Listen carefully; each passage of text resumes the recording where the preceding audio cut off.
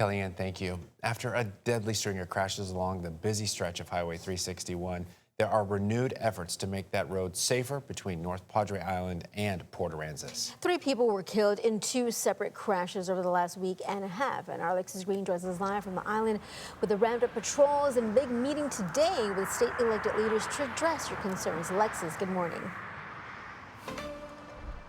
Good morning, Barbie, and good morning, John Thomas. That's right. We are standing here on that busy stretch. I mean, it is 6 in the morning, and you can see these cars zooming past us. Now, as you also mentioned, there was 3 fatalities out on this stretch in 1 week alone. This highway has been a topic of conversation for many years now, but there's a meeting being held today. We've got our state leaders coming together to talk about what can be done. There's 2 conversations really taking place: is what can be done immediately to make the highway safer, and then what are some of those long-term changes going to look like. So what we do know, our Bill Churchwell reported that both DPS and CCPD have already started to increase patrols out here.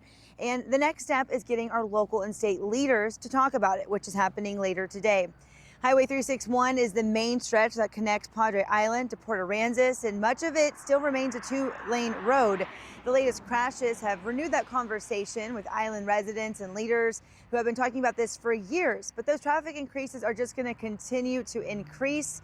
Now, Councilmember Mark Scott says some of that future planning is already being built in during the corridor.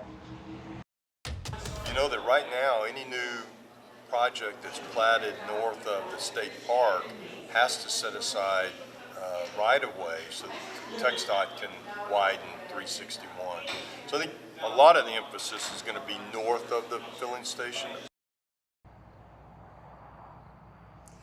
Lots of growth happening out here on the island. As you saw earlier on First Edition, we were kind of showcasing the newest, largest gas station out here, which is usually an indicator of some economic boost. You've heard that there's a meeting happening later about how to make this highway safer. And then there's talks about the second bridge coming out here. So there's a lot going on the island, and we'll be sure to continue to keep you updated with our live reports on air and online as we see what happens, what takes place in that meeting. Back to you guys.